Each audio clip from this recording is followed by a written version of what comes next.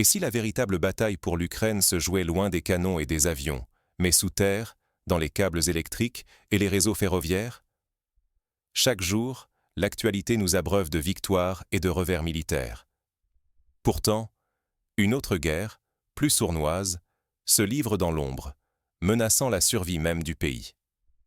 À Kiev, ce matin, les sirènes retentissent à nouveau. L'angoisse monte. Chaque alerte aérienne fait planer la peur d'un nouveau désastre. Mais au sud, à Pokrovsk, la situation est encore plus tendue. Presque cernée, la ville pourrait tomber d'un moment à l'autre, coupant de nouveaux axes vitaux et isolant davantage l'est du pays. Les combats y sont acharnés. Défenseurs et assaillants s'affrontent rue après rue, bâtiment après bâtiment. Les forces ukrainiennes s'épuisent, tandis que le moindre repli menace de faire basculer tout un front. Mais une autre offensive, plus discrète, s'intensifie. Des frappes coordonnées visent sans relâche les infrastructures énergétiques et logistiques. Centrales électriques, sous-stations ferroviaires, dépôts de locomotives. Tout ce qui alimente la résistance ukrainienne devient cible prioritaire. Ignorer cette guerre invisible, c'est risquer de sous-estimer l'ampleur du danger. Coupure d'électricité, train à l'arrêt, pénurie derrière le chaos logistique, c'est l'effondrement qui guette. Un pays sans énergie ni transport est une nation à genoux, même si ses soldats tiennent encore la ligne de front. La vraie question est là. Où se joue réellement le destin de l'Ukraine? Plongeons ensemble au cœur de cette guerre silencieuse, là où chaque fil, chaque rail devient enjeu de survie. Pour comprendre ce qui s'effondre aujourd'hui, il faut d'abord voir comment l'Ukraine a résisté jusqu'ici. Revenons sur la stratégie russe et ses conséquences concrètes sur le quotidien. Pourquoi Pokrovsk et Kupiansk ne sont-elles que la partie visible d'un drame bien plus vaste? Derrière les images spectaculaires de combats urbains et de ruines calcinées se cache une mutation décisive. Le conflit glisse vers une guerre d'infrastructures et d'usure logistique, où chaque pipeline détruit compte autant qu'un tank brûlé. Prenons un exemple historique. Durant la Seconde Guerre mondiale, la destruction systématique des chemins de fer par les partisans soviétiques avait paralysé la logistique allemande sur le front de l'Est. Aujourd'hui, la Russie applique une stratégie similaire, mais avec des moyens du XXIe siècle. Drones, missiles de précision, sabotage numérique. Chaque attaque sur un poste électrique ou un nœud ferroviaire vise à reproduire cet effet d'étranglement, mais à une échelle démultipliée. À Pokrovsk, la situation bascule. La ville se retrouve encerclée sur presque tous les flancs. Les forces ukrainiennes, acculées, choisissent de noyer les souterrains pour ralentir l'avancée ennemie, sacrifiant au passage leur propre ligne de communication. Ce geste désespéré révèle la pression extrême exercée par l'armée russe.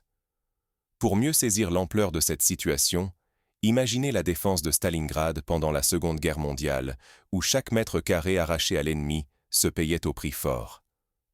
À Pokrovsk, chaque tunnel inondé, chaque pont détruit, chaque route minée sont autant d'obstacles dressés à l'avance, mais aussi des sacrifices qui risquent de couper la ville de toute aide extérieure. Sur ce front, Moscou s'appuie sur une synergie brutale. Artillerie, aviation, frappe coordonnée. Les pertes ukrainiennes y sont effroyables, pouvant atteindre plusieurs milliers selon certaines évaluations, même si l'opacité règne sur les chiffres exacts. Le procédé russe est implacable.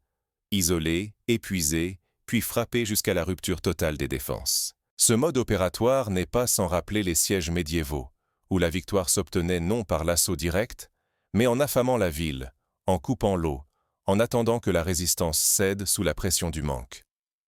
Aujourd'hui, l'arme n'est plus la catapulte, mais le missile de croisière, et la cible n'est plus la porte de la ville, mais la centrale électrique. Mais c'est la vie civile qui paie le prix fort. Pokrovsk est désormais privé de toutes ses ressources vitales. Plus de gaz, des conduites d'eau pulvérisées, les routes réduites à l'état de bourbier par les pluies et les obus. Le quotidien se résume à survivre. Plus de chauffage, plus d'eau courante, des immeubles éventrés. Rester ici, c'est déjà résister à l'effondrement. Pour illustrer ce que cela signifie concrètement, prenons le cas de Mariupol en 2022. La ville, encerclée, a vu ses habitants survivre des semaines sans électricité, sans eau potable, se chauffant avec du mobilier, cuisinant sur des feux improvisés dans les caves.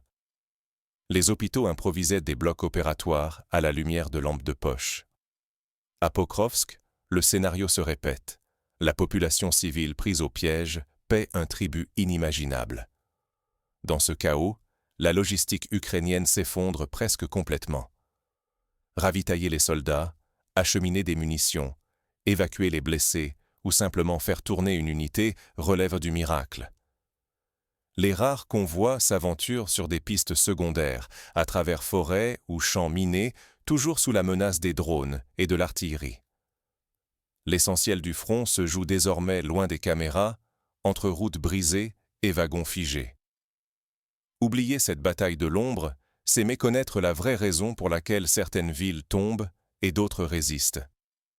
L'issue ne dépend pas seulement du courage des défenseurs ou de la force de l'assaillant, mais aussi, et surtout, de la capacité à nourrir, chauffer et approvisionner une ville coupée du monde. Regardons un autre exemple historique.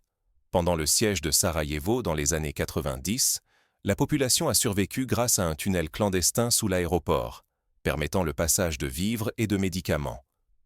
Mais en Ukraine, beaucoup de ces tunnels sont désormais inondés ou minés. La comparaison montre bien que la survie d'une ville dépend autant de sa logistique secrète que de ses murs défensifs. Pourtant, pendant que les regards fixent la carte, une autre lutte se déroule, plus silencieuse et bien plus cruciale. Le véritable enjeu ne se limite donc plus aux lignes de front. Alors que l'hiver approche, une nouvelle menace se profile, capable de faire basculer tout l'équilibre du conflit. Et si chaque panne d'électricité ou chaque train immobilisé n'était pas un simple accident, mais une attaque militaire savamment planifiée? Depuis plusieurs semaines, l'Ukraine subit une offensive invisible. Chaque lumière qui s'éteint, chaque wagon bloqué, marque l'ouverture d'un nouveau front par la Russie. Les frappes aériennes et les drones ne ciblent plus uniquement les grandes centrales, mais s'acharnent aussi sur les sous-stations qui alimentent directement les lignes ferroviaires. Résultat, des pans entiers du réseau s'effondrent, paralysant le transport de marchandises et de passagers. Ce n'est plus seulement un désagrément, c'est l'étranglement progressif de la logistique nationale. Prenons un cas concret. La ligne ferroviaire reliant Lviv à Kiev, longtemps considérée comme sûre, a été frappée à plusieurs reprises, immobilisant pendant des heures, voire des jours, des trains entiers chargés de vivres et de matériel médical. Les retards s'accumulent, les stocks s'amenuisent, et l'arrière ne peut plus soutenir la ligne de front. Acheminer du matériel, des vivres, des armes, ou évacuer les blessés devient chaque jour plus dangereux. Les convois militaires se retrouvent forcés de contourner les sections détruites, empruntant des routes secondaires longues, étroites, mal entretenues, où chaque détour accroît le risque d'embuscade. Faute de locomotives électriques fonctionnelles, l'armée doit réquisitionner les rares engins diesel encore en état, déjà épuisés par des mois d'usage intensif. Le problème est que l'ampleur des destructions dépasse désormais les capacités de réparation. À chaque nouvelle frappe, il manque davantage de main-d'œuvre et de pièces pour restaurer les infrastructures vitales. Les équipes de maintenance travaillent dans l'urgence, parfois sous les bombes, mais chaque réparation n'est qu'un sursis vite balayé par la salve suivante. Ce harcèlement méthodique agit comme un poison lent. Aujourd'hui, une sous-station hors service. Demain, une gare stratégique inutilisable. Après-demain, un nœud logistique coupé du pays. Les interruptions s'enchaînent, produisant un effet domino que rien ne semble pouvoir stopper. L'Ukraine s'enfonce dans une spirale où chaque nouvelle coupure fragilise non seulement le front, mais la survie même de l'arrière. Pour prendre la mesure de ces difficultés, imaginons un instant la France privée de ses TGV, de ses réseaux électriques, de ses grands axes routiers. Les grandes surfaces seraient rapidement dévalisées, les transports de secours immobilisés, et des régions entières coupées du reste du pays. C'est la réalité quotidienne aujourd'hui pour des millions d'Ukrainiens. Derrière ces chiffres froids se cache un enjeu vital. Si l'Ukraine perd sa capacité à déplacer troupes, munitions, nourriture, carburant, la résistance s'effondre. L'armée risque la paralysie, la population l'isolement, et le pays entier un effondrement silencieux. Ce n'est pas le spectacle bruyant des batailles, mais une opération de démolition lente, calculée, qui pourrait décider du sort du conflit bien plus sûrement qu'une offensive directe. À l'approche de l'hiver, chaque panne supplémentaire sape le moral et la capacité de résistance nationale. Mais une autre menace avance dans l'ombre de cette crise logistique, celle de la recomposition politique, où chaque faille dans les infrastructures devient une fissure dans l'unité du pays. Bientôt, la question ne sera plus seulement de réparer, mais de survivre à la fragmentation. Derrière chaque coupure, c'est l'avenir d'une nation qui vacille. L'usure logistique, prélude à un nouveau partage de l'Ukraine. La question s'impose alors que le pays glisse vers une incertitude totale et un risque d'effondrement sans retour. À Odessa, la situation politique se décompose à vue d'œil. Le maire, accusé de russophilie, fait face à des menaces de destitution et à la perspective d'être privé de sa citoyenneté. La peur s'installe, la société se fissure sous le poids de purges, où le simple soupçon d'être russe suffit à déclencher la chasse aux sorcières. Dans ce climat d'angoisse, de nouvelles fuites secouent l'opinion. Des documents attribués à des hackers évoquent un plan secret de partage territorial de l'Ukraine.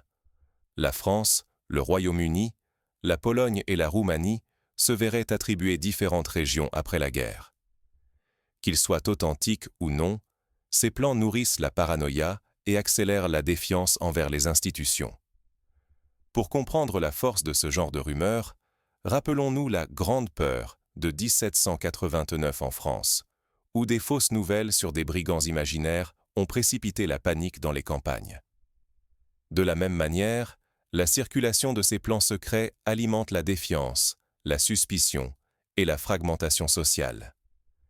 Les analystes se déchirent sur la crédibilité de ces révélations. Mais le simple fait qu'elles circulent renforce l'idée d'un pays prêt à se disloquer, chaque rumeur creusant un peu plus le fossé entre les communautés. La peur d'un démantèlement alimente la fragmentation sociale, déjà exacerbée par la guerre et la méfiance généralisée. Le spectre de Marioupol plane sur tous. L'enfermement total de la ville, au début du conflit, reste un avertissement pour Odessa, Kharkiv et d'autres centres urbains. La mémoire du siège, de l'abandon et des évacuations désespérées ressurgit, alors que de plus en plus de localités risquent d'être coupées du pays. Mais le compte à rebours réel, c'est l'hiver qui approche.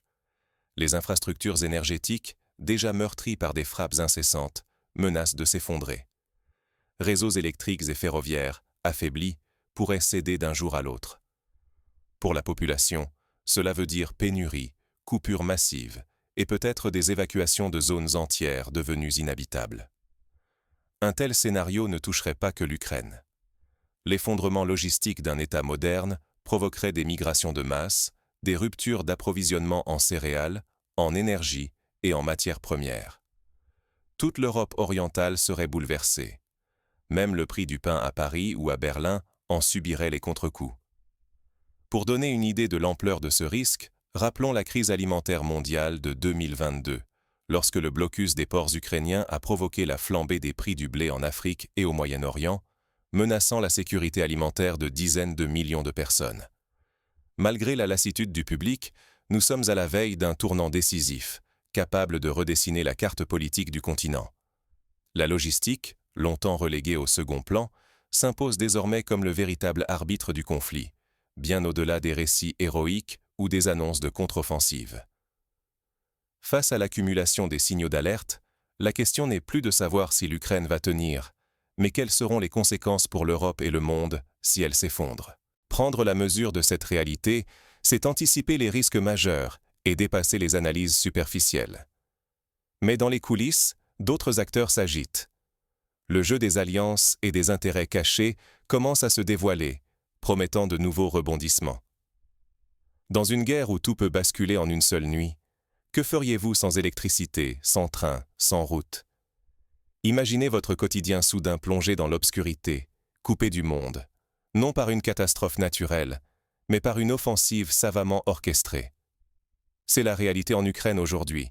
L'ennemi vise moins les soldats que le cœur invisible du pays, son infrastructure vitale.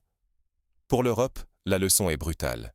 Nous sommes dépendants jusqu'à l'excès de nos réseaux électriques, de nos voies ferrées, de nos routes, de nos pipelines.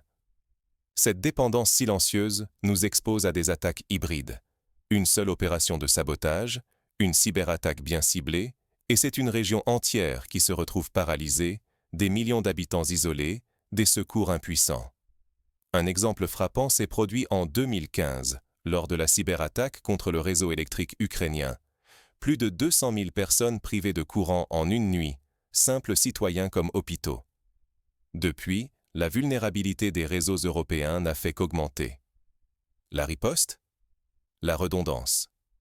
Ce mot, souvent synonyme de lourdeur administrative, devient ici la clé de la survie. Disposer de groupes électrogènes, de lignes de secours, de stocks de pièces détachées et de carburant, ce n'est pas du luxe, mais une question de vie ou de mort. Se préparer à rétablir la lumière, l'eau, les transports en quelques heures, c'est refuser d'être pris au dépourvu lorsque l'imprévu frappe. Dans la guerre moderne, tout ne se joue pas sur le champ de bataille. L'enjeu réel se déplace dans l'ombre, dans les salles de contrôle, les dépôts ferroviaires, les centres de maintenance. Lorsque l'infrastructure cède, c'est la capacité d'un pays à se défendre, à nourrir sa population, à soigner ses blessés qui s'effondrent en cascade.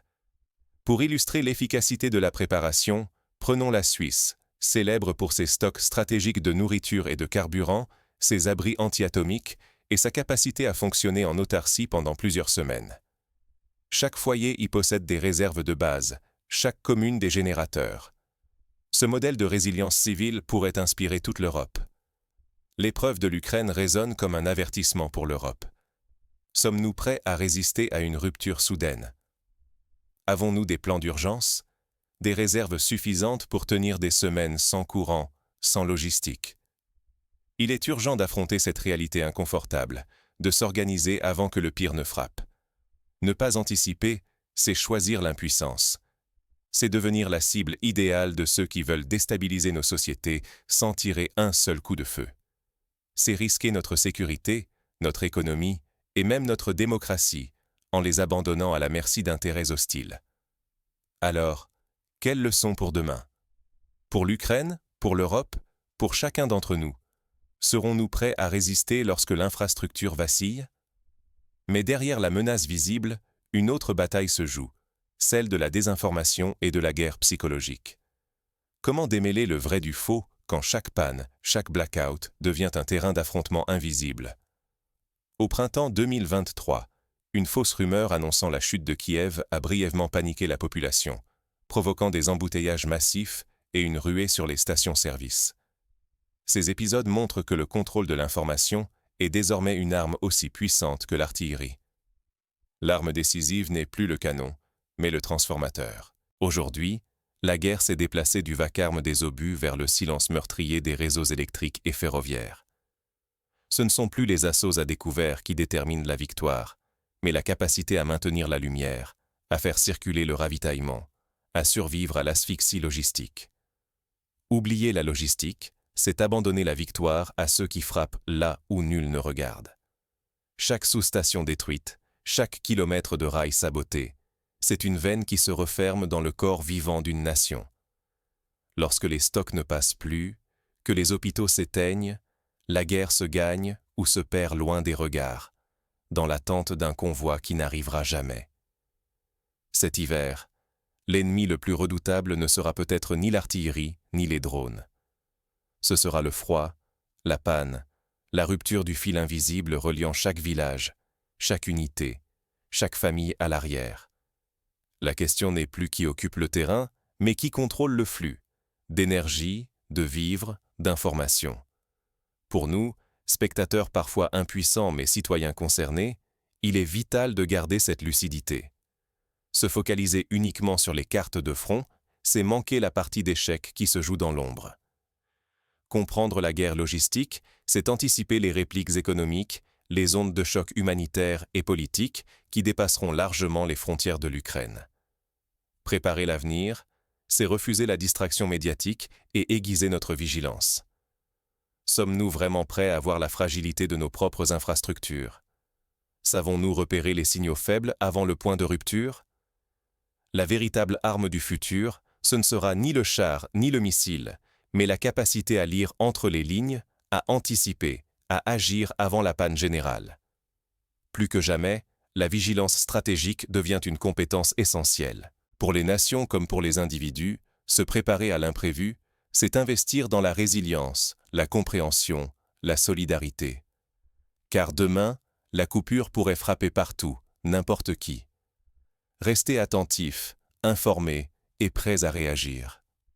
À la lumière de ce voyage dans la guerre de l'ombre, une certitude émerge.